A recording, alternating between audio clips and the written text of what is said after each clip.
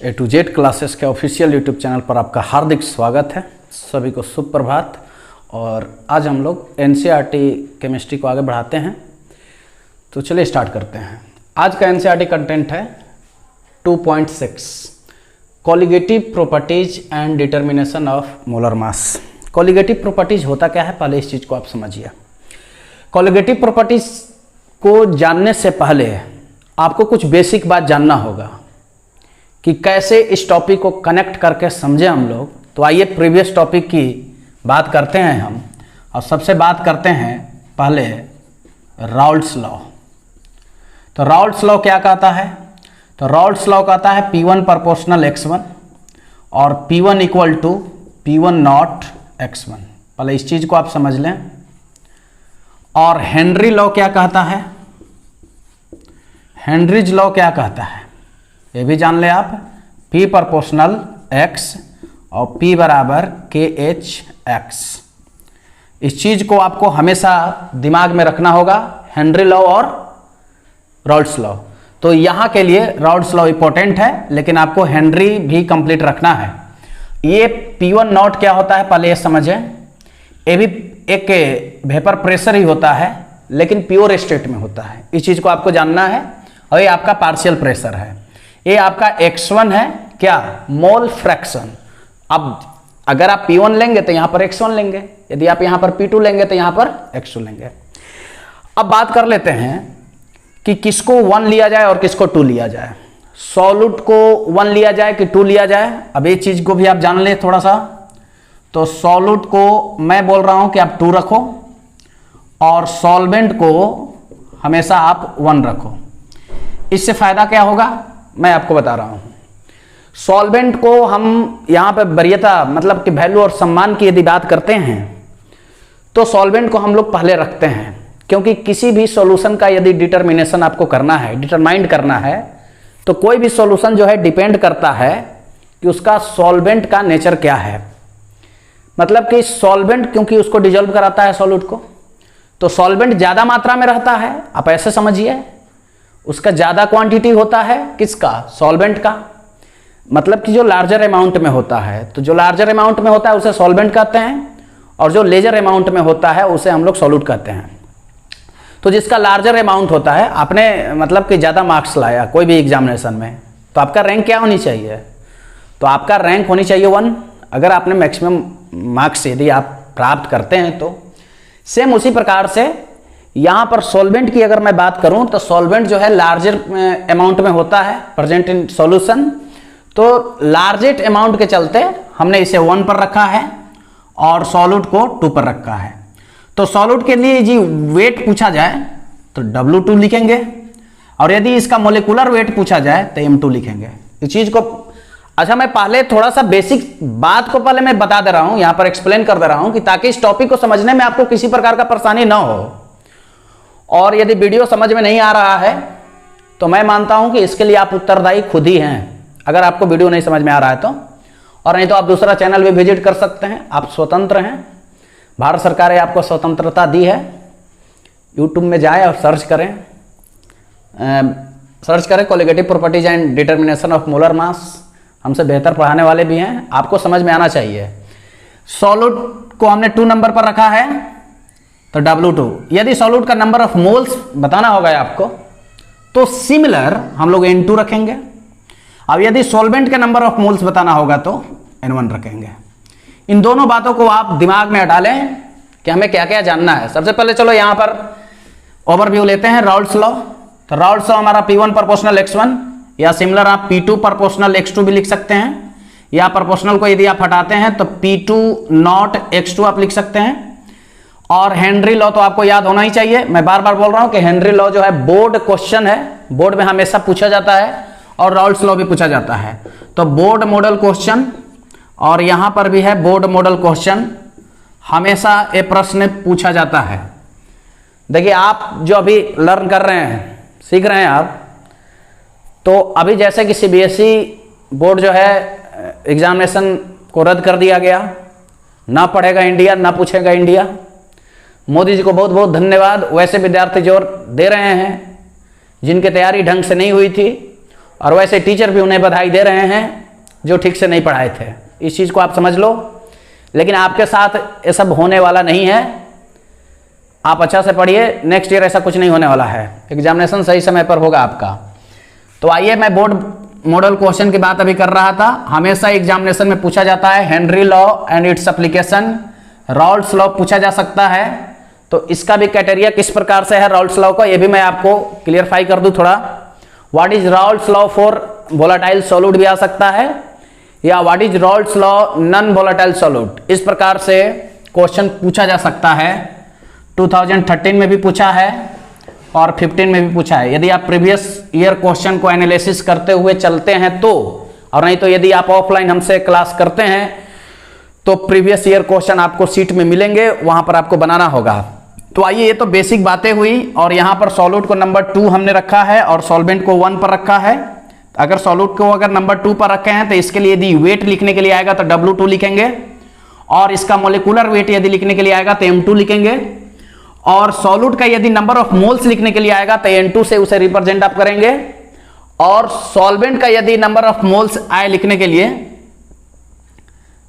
अब एक चीज मैं और थोड़ा बता दूं, सॉल्वेंट के यदि नंबर ऑफ मोल्स आए लिखने के लिए तो N1, और यहां पर अगर सॉल्वेंट का, ध्यान दीजिए, सॉल्वेंट का यदि वेट आपसे पूछे तो W1, और सॉल्वेंट का यदि मोलिकुलर वेट पूछे तो M1। इस चीज को भी आपको याद रखना है। मतलब ये हुआ कि 1 पोजीशन हम सॉल्वेंट को दिए हैं और दूसरा पोजीशन हमने सॉलिड को दिया है। तो आइए आज के प्रॉपर्टीज की बात करते हैं। तो colligative properties and determination of molar mass आज का हमारा टाइटल है। तो सबसे पहले हम लोग जानेंगे कि कॉलिगेटिव प्रॉपर्टीज होता क्या है। इसको हिंदी में बोलते हैं अनुसंख्यक गुणधर्म। अनुसंख्यक गुणधर्म प्रॉपर्टीज है कॉलिगेटिव प्रॉपर्टीज। और उसके बाद हम लोग डिटर्मिनेशन ऑफ मोलर मास, इसमें जितने भी प्रॉपर्टीज आएंगे सबका हम लोग को मोलर मास निकालना होगा। वहां से एनसीईआरटी न्यूमेरिकल बनेगा आपसे, और NCERT numerical same to same board के एग्जामिनेशन में पूछा जाता है। तो आइए बहस होगी न्यूमेरिकल पर भी, लेकिन सबसे पहले हमारा जो टारगेट है एनसीईआरटी कंटेंट को कंप्लीट करना। 2.7 तक ही एनसीईआरटी कंटेंट है, उसके बाद हम लोग न्यूमेरिकल करेंगे। 2 से 3 वीडियो में कंप्लीट न्यूमेरिकल आपको कर दिया जाएगा एनसीईआरटी का। तो आइए कॉलिगेटिव प्रॉपर्टीज की हम बात करें तो पहले मैं बता दूं कि ये प्रॉपर्टीज ऐसा है जो किसी भी सॉल्यूशन के नेचर पर डिपेंड नहीं करता है। पहले बातों को समझ लें, डिफिनेशन में कुछ नहीं रखा है, एनसीईआरटी नोट्स हूबहू यहां पर लिख दिया गया है। आप यदि आप बुक रखे हैं तो बुक में अंडरलाइन करके भी आप डिफिनेशन को पढ़िए। हम बात कर रहे थे कि कैसे कैसे टर्म का आपको यूज करना है कॉलिगेटिव प्रॉपर्टीज को सीखने के लिए। तो आइए अब इसको डिलीट करते हैं। देखिए,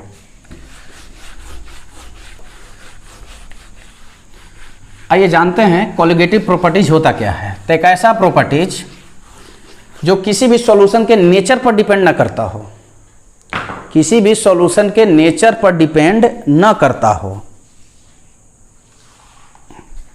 चलो ठीक है, किसी भी सॉल्यूशन के नेचर पर डिपेंड ना करता हो, बल्कि डिपेंड किस पे करता हो, सॉल्यूट का नंबर कितना है, सॉल्यूट का नंबर कितना है।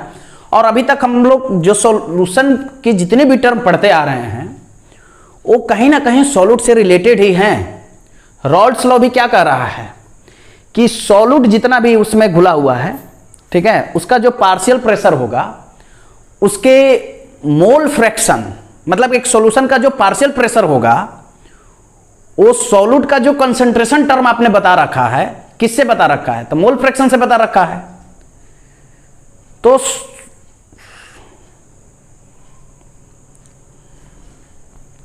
तो सॉल्यूट का जो कंसंट्रेशन टर्म आपने बता रखा है क्या, मोल फ्रैक्शन। चलो भाई, आइए अभी हम बात कर रहे थे कॉलिगेटिव प्रॉपर्टीज के। तो कॉलिगेटिव प्रॉपर्टीज एक ऐसे सॉल्यूशन के प्रॉपर्टीज को कहते हैं जो डिपेंड नेचर पर ना करे कि किस टाइप का सॉल्यूशन है, डिपेंड किस पे करे, उस सॉल्यूशन में नंबर ऑफ मोल्स कितने हैं सॉल्यूट का, नंबर ऑफ सॉलिड कितना, सॉलिड का जो पार्टिकल्स होते हैं वो कितने हैं, मतलब कि मॉलिक्यूल्स कितने हैं। तो मॉलिक्यूल्स और number of moles per depend करता हो, ना कि सॉल्यूशन के नेचर पर। तो इस प्रकार के प्रॉपर्टीज को हम लोग बोलते हैं कॉलिगेटिव प्रॉपर्टीज ऑफ सॉल्यूशन। ठीक है, आइए डेफिनेशन को पढ़ते हैं कह रहा है कि दीज प्रॉपर्टीज डिपेंड्स ऑन, एकदम ध्यान से दिखेगा, कह रहा है कि these properties depends on the number of solid particles, the number of solid particles, दम दिमाग में हटा लीजिए, the number of solid particles या और नंबर ऑफ मोल्स इरिस्पेक्टिव। देखो यहां पर है इरिस्पेक्टिव, यदि रिस्पेक्टिव रहता तो साथ ही साथ उस पर भी डिपेंड करता, लेकिन यहां पर लिखा हुआ है इरिस्पेक्टिव, मतलब कि नेचर पर कोई इसका डिपेंडेंट वाला मामला नहीं है। तो इस प्रकार के प्रॉपर्टीज को ही कहा जाता है क्या, कॉलिगेटिव प्रॉपर्टीज। करा इरिस्पेक्टिव ऑफ देयर नेचर, लेकिन उनके नेचर पर डिपेंड नहीं करता है, तो इस प्रकार के प्रॉपर्टीज को बोला जाता है कॉलिगेटिव प्रॉपर्टीज ऑफ सॉल्यूशन, मतलब कि हिंदी में विलियन के अनुसंख्यक गुणधर्म। तो आइए बात करते हैं, करा कि दीज आर 4 प्रॉपर्टीज, मतलब ऐसे 4 प्रकार के प्रॉपर्टीज हैं जो डिपेंड्स सॉल्यूशन पर नहीं करते हैं, डिपेंड्स करता है कि सॉल्यूट का नंबर ऑफ पार्टिकल्स कितने हैं, उसके मोल्स कितने हैं, बोले तो मॉलिक्यूल्स कितने हैं। अब नंबर ऑफ पार्टिकल्स पूछ रहा है ना, तो मॉलिक्यूल्स आप बोल सकते हैं, नंबर ऑफ मोल्स, मतलब ये दोनों पर डिपेंड करता है, लेकिन सॉल्यूशन किस नेचर का है इस पर कोई भी डिपेंडेंट वाला मामला ना रहे। तो इस प्रकार के प्रॉपर्टीज को हम लोग बोलते हैं कॉलिगेटिव प्रॉपर्टीज ऑफ सॉल्यूशन। तब आइए बात करते हैं, दीज आर 4 प्रॉपर्टीज, मतलब ऐसे 4 प्रॉपर्टीज हैं। कौन कौन है भाई, देखो, relative lowering of vapour pressure, relative lowering of vapour pressure, इसको शॉर्ट में हमने लिखा है RLVP। अगर इतना बड़ा नाम आपको याद नहीं हो रहा है तो आप शॉर्ट में इसे याद रखिए RLVP, ठीक है। दूसरा एलिवेशन ऑफ बॉइलिंग पॉइंट, जब इसे हम लोग पढ़ेंगे तो पहले बॉइलिंग पॉइंट की चर्चा करेंगे। आज के वीडियो में सिर्फ एक टाइटल को हम रखेंगे और इसी टाइटल का जितने भी फॉर्मूला है, फॉर्मूला को कैसे बनाया जाता है, इस चीज को भी हम लोग देखने वाले हैं। फिर कह रहा है डिप्रेशन ऑफ फ्रीजिंग पॉइंट, और फिर लास्ट है ऑस्मोटिक प्रेशर। देखो एनसीईआरटी में अलग अलग कंटेंट बना रखे हैं, जैसे 6.1 है, 6.2 है, 6.3 है, 6.4 है। आप वहां पे ऑस्मोसिस भी देखेंगे, ऑस्मोसिस एक प्रोसेस है, ऑस्मोसिस एंड ऑस्मोटिक प्रेशर, इस टाइप से टाइटल को आप देखेंगे। लेकिन ऑस्मोटिक प्रेशर यहां चूंकि प्रॉपर्टीज हम लोग पढ़ रहे हैं, दीज आर 4 प्रॉपर्टीज, पहला relative lowering of vapour pressure, दूसरा एलिवेशन ऑफ बॉइलिंग पॉइंट, तीसरा डिप्रेशन ऑफ फ्रीजिंग पॉइंट, और चौथा ऑस्मोटिक प्रेशर। ये चारों प्रॉपर्टीज को आपको बारी बारी से पढ़ने हैं विथ फॉर्मूला के साथ, और साथ ही साथ हम लोग को सभी प्रॉपर्टीज को निकालना क्या है, determination of molar mass, molar mass को भी आपको निकालना है। तो आइए बात करते हैं सबसे पहले RLVP, relative lowering of vapour pressure, इसके बारे में देखते हैं। तो आओ चलो स्टार्ट करते हैं। पहला टाइटल, हम यहां पर एक चेंबर ले रहे हैं, ठीक है, तुम ध्यान से देखते चलिएगा, भारी नहीं है। चलो देखो भाई, एक मैं यहां लेयर बना दूं और यहां पर मैं पार्टिकल्स जो ले रहा हूं, मैं यहां पर एक सॉल्यूशन तैयार कर रहा हूं। चलो ध्यान से देखते चलो, एक सॉल्यूशन हमने तैयार किया और इसमें वोलाटाइल सॉल्वेंट लिया है, वो भी प्योर है, pure state, in pure state, ठीक है। हमने सबसे पहले नंबर ए, एक फिगर है, देख लो, चैम्बर बना रखा है और इसमें हमने किस टाइप से सॉल्यूशन लिया है, इसमें सिर्फ और सिर्फ सॉल्वेंट है, और किस टाइप से सॉल्वेंट है, वोलाटाइल है, मतलब कि ये वेपर में कन्वर्ट हो सकता है, वेपर में कन्वर्ट हो सकता है। यदि नॉन वोलाटाइल हमने ले रखता तो ये वेपर में कन्वर्ट नहीं होता। तो यहां पर देखो, जो वेपर में कन्वर्ट होगा वो सिर्फ और सिर्फ क्या होगा, ओनली, देखो वेपर, वेपर ओनली क्या, सॉल्वेंट, क्योंकि यहां पर सॉल्यूट का कोई भी मेंशन नहीं किया गया इस फिगर में, पहले इस चीज को आप समझ जाए। तो यहां पर हमने सॉल्वेंट को रखा है, वोलाटाइल सॉल्वेंट को इस फिगर में, तो आपको यहां जो वेपर मिलेगा वो सिर्फ सॉल्वेंट का ही मिलेगा, इस चीज को भी आप समझ लीजिए। और इसका हमने वेपर प्रेशर नाम दिया P1 नॉट, बस इस चीज को आप याद रखिए, हमने इसका नाम रखा P1 नॉट। अब ध्यान दीजिएगा, मैं सेकेंड फिगर बना रहा हूं और यहां पर एक चेंबर तैयार, देखिए एक चेंबर तैयार कर दे रहे हैं एक चैम्बर तैयार हो गया और इस चैम्बर में इस बार हम सॉल्वेंट के साथ साथ सॉल्यूट को भी मिलाने वाले हैं। सॉल्वेंट के साथ साथ हम सॉल्यूट को भी इस बार मिलाने वाले हैं। अच्छा, हम कैसे जानेंगे? इस फिगर में दोनों है, तो मैं आपको यहां पर बता दूं, मैं छोटा छोटा लिख रहा हूं। चलो, ये छोटा जो साइज का आपको मॉलिक्यूल्स दिख रहा है, ये सॉल्यूट है, ऐसे समझना है। और एक किस टाइप से सॉल्यूशन है, पहले ये भी समझ लें। सॉल्यूशन का टाइप क्या है? तो सॉल्यूशन का टाइप है वोलाटाइल सॉल्वेंट और नॉन वोलाटाइल सॉल्यूट। ठीक है, अब देखो ध्यान से, यहां जो वेपर वाला मामला होगा, सॉल्वेंट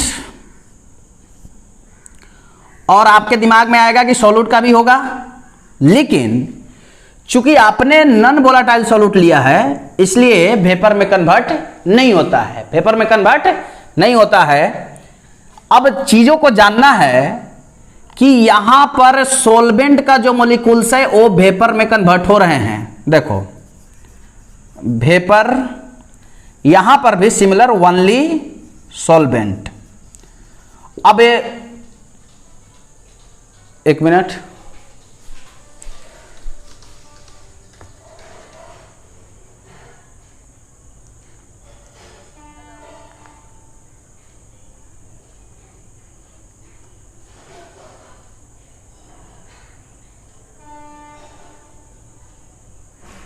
चलिए, मोबाइल पर फोन आ रहा था।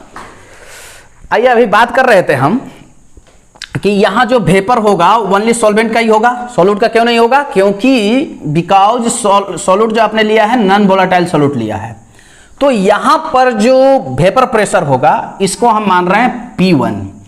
अब P1 भी क्या होगा भाई? तो P अगर सॉल्यूशन की हम बात करें तो सॉल्वेंट ही होगा। अच्छा, P सॉल्यूशन की अगर मैं पूरा बात करूं, एक मिनट, अगर मैं P सॉल्यूशन की बात करूं, पार्शियल प्रेशर ऑफ सॉल्यूशन की यदि बात करूं तो केवल P सॉल्वेंट के लिए ही होगा। और यदि P सॉल्यूशन की मैं टर्म कंडीशन की बात करूं कि सॉल्वेंट को मैं क्या चीज से सूचित करूं, क्या चीज से इंडिकेट करूं, तो मैं अभी आपको बताया था कुछ देर पहले कि सॉल्वेंट को आप 1 रखिए। सॉल्वेंट को किससे आपको इंडिकेट करना है? 1 से, और सॉल्यूट को किससे करना है? 2 से करना है।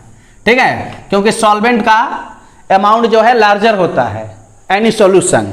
तो यहां पर हम रखें इसका प्रेशर, वेपर प्रेशर जो है P1 रखे हैं। ठीक है, अब P1 कब हुआ भाई? जब यही सॉल्वेंट सॉल्यूशन के स्टेट में आया और यहां केवल यहां पर सॉल्वेंट था इसके सरफेस पे, और इसके सरफेस पे सॉल्यूट और सॉल्वेंट दोनों के पार्टिकल्स प्रेजेंट थे। अब मैं आपसे ये क्वेश्चन कर रहा हूं कि बताओ भाई, किसका वेपर प्रेशर ज्यादा होगा? इसका वेपर प्रेशर ज्यादा होगा ए चैम्बर का या बी चैम्बर का? किसका वेपर प्रेशर ज्यादा होगा? तो आपका यदि समझ में नहीं आ रहा है तो मैं एक बार फिर से बता दूं कि पहला फिगर जो आप देख रहे हैं, पहला चैम्बर जो देख रहे हैं, यहां पर केवल और केवल सॉल्वेंट प्रेजेंट था, इसके सरफेस पे केवल सॉल्वेंट के ही पार्टिकल्स प्रेजेंट थे।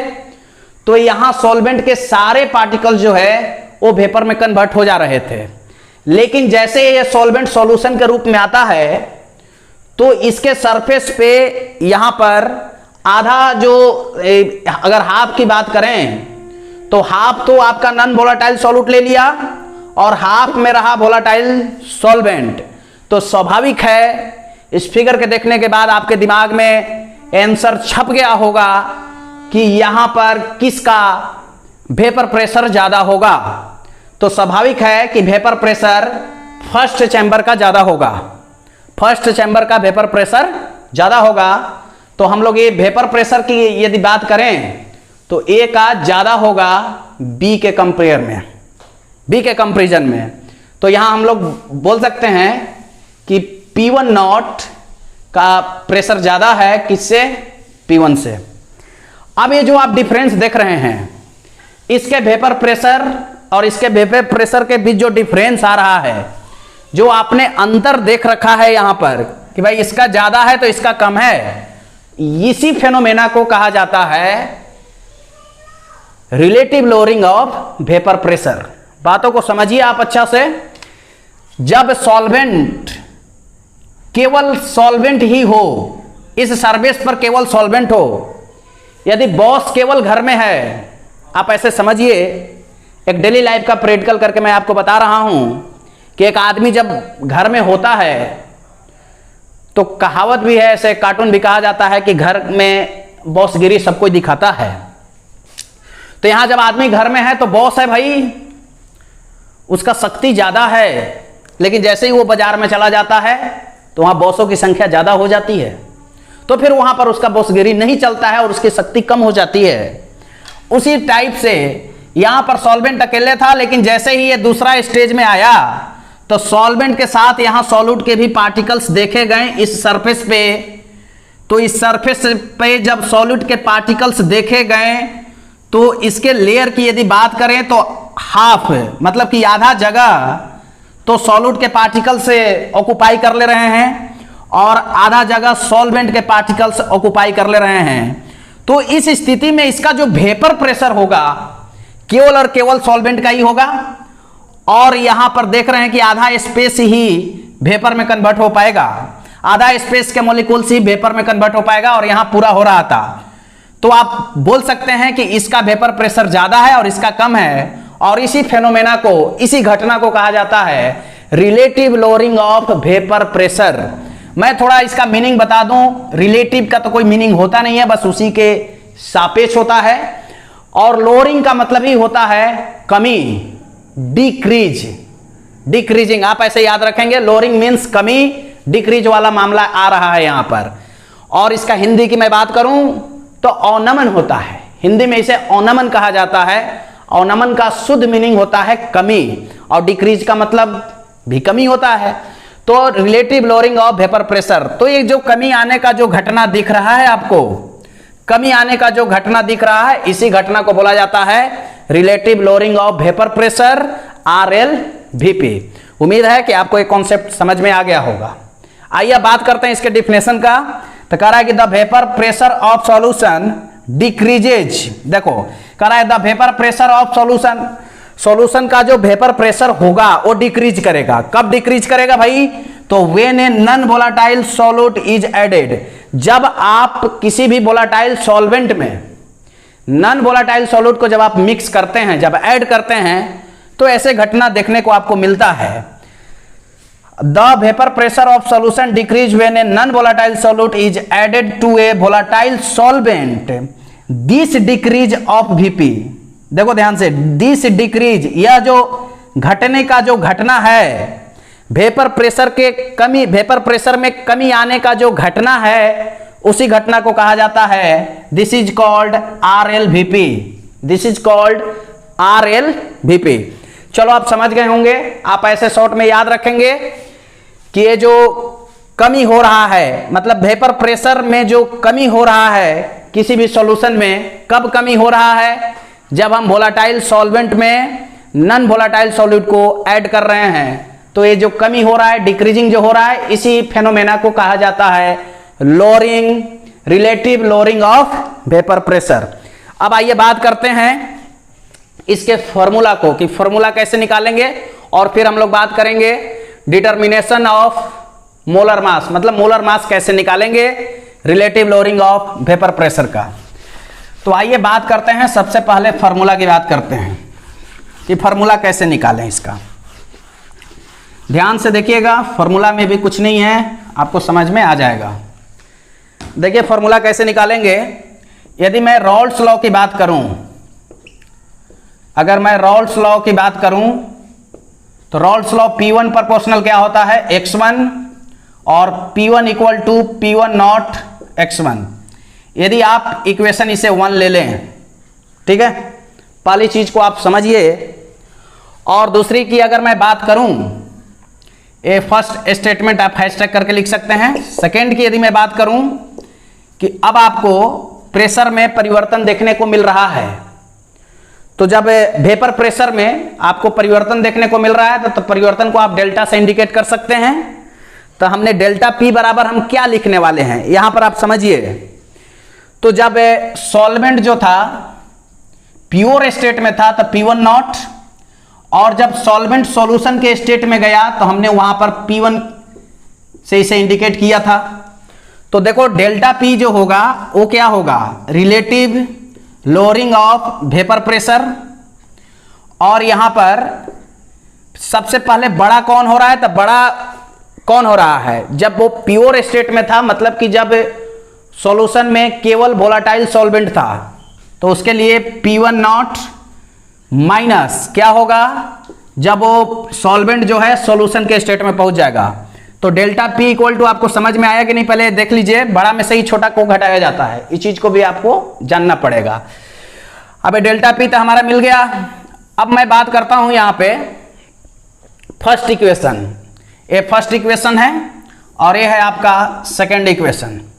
तो हम क्या करते हैं कि पुट फर्स्ट इक्वेशन का जो वैल्यू है वो सेकेंड इक्वेशन में रखते हैं।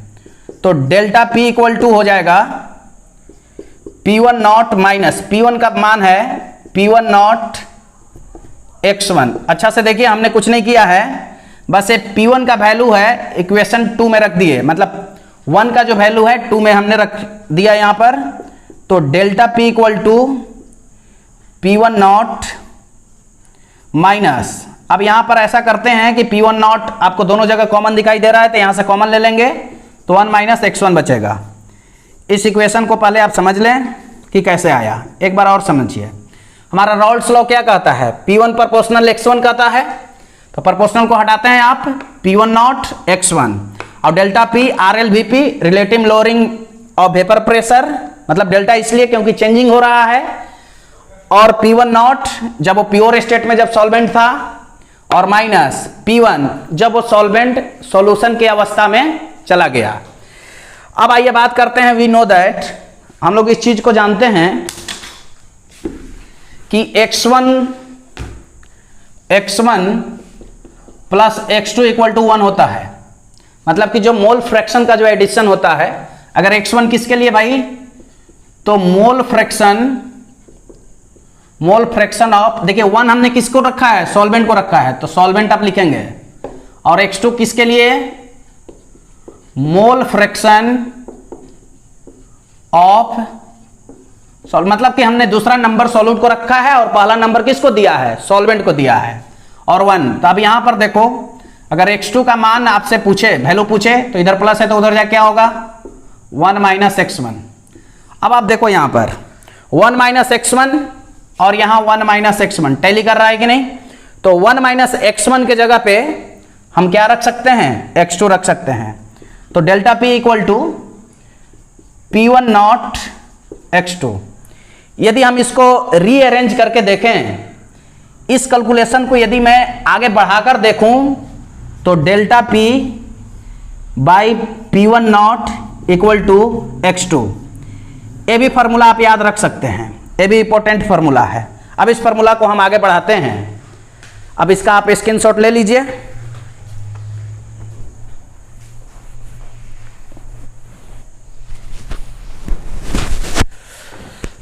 चलिए आगे बढ़ते हैं, देखिए ध्यान से, अब इसी को आगे बढ़ाते हैं। अगर मैं मोल फ्रैक्शन की बात करूं, तो मोल फ्रैक्शन क्या होगा, यदि मैं x2 की ही बात करूं, तो मोल फ्रैक्शन क्या होता है, नंबर ऑफ मोल्स, तो number of moles of solute, फिर यहां पर n सॉल्यूट, और फिर होता है n सॉल्वेंट। पहले इस चीज को भी आप समझ लें।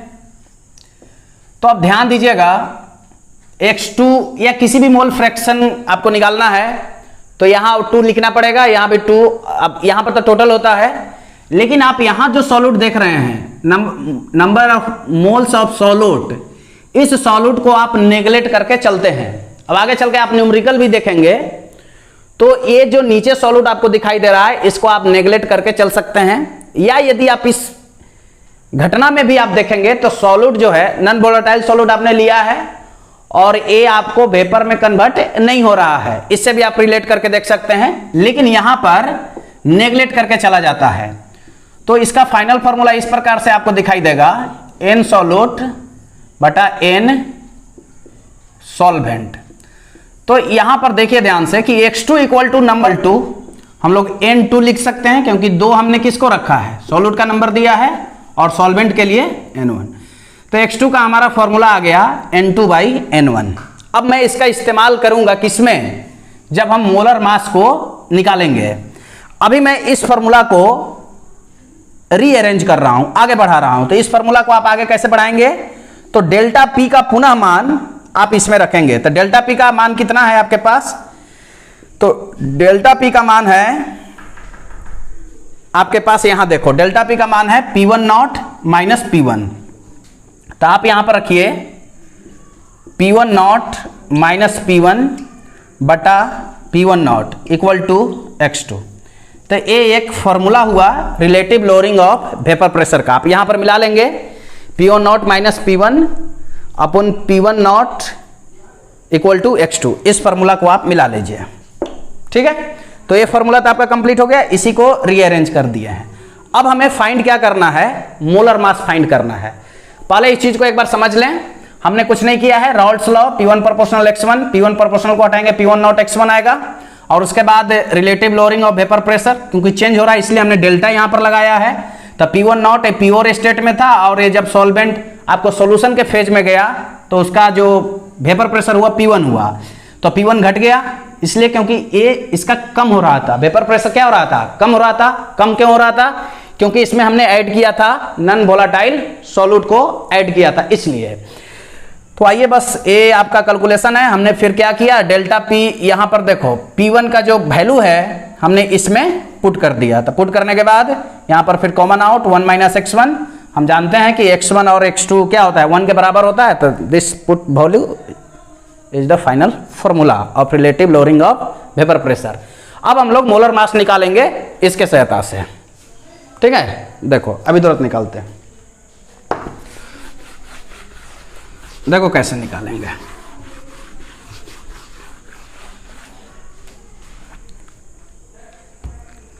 गर्मी तो बहुत ज्यादा है, देख लीजिए, तो थोड़ा सा फायदा उठाइए आप।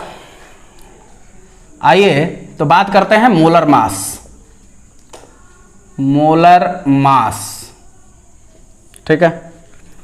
अब देखो मोलर मास की यदि मैं बात करूं तो N2 किसके लिए, number of moles of solute. पहले इस चीज को आप समझ लें। N1 किसके लिए, number of moles of solvent. हम आपको बार बार बताते हैं कि नंबर ऑफ मोल्स कैसे निकालते हैं। तो नंबर ऑफ मोल्स निकालने के लिए आपको किसी भी सब्सटेंस का पहले वेट लिखना होगा और डिवाइड करना होगा उसके मोलेकुलर वेट से। तो यदि मैं N1 की बात करूं, N1 की यदि बात करूं तो W1 बाई M1। यदि मैं N2 की बात करूं तो W2 बाई M2। इस चीज को आप समझ लें। किसी भी आपको सब्सटेंस का यदि नंबर ऑफ मोल्स निकालना है तो मैं बार बार बोलता हूं कि वेट में डिवाइड करना है, क्या, मोलिकुलर वेट से करना है डिवाइड। तो हमने N1 तो W1 बाई M1, तो W1 क्या हो गया, उसका वेट हो गया, किसका, इस 1 का। तो 1 किसके लिए आप लिए हैं, सॉल्वेंट के लिए लिए हैं। 2 हमने किसको रखा है, सॉल्यूट को रखा है, तो W2 बाई M2। अब यहां पर इस इक्वेशन में हमने क्या किया, पिछला इक्वेशन जो हमारा आया था x2 इक्वल टू, चलो इस टाइप से आया था, P1 नॉट माइनस P1 बटा P1 naught equal to x2।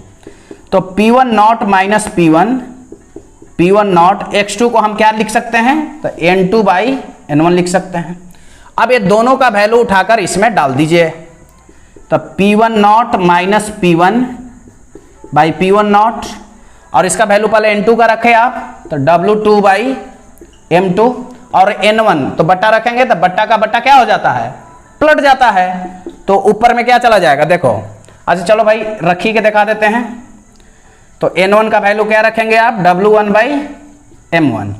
तो अगला स्टेप में क्या कर सकते हैं आप, P1 नॉट माइनस P1 बटा P1 नॉट बराबर देखो W2 बाई M2 इंटू, ये ऊपर चला जाएगा M1 बाई W1।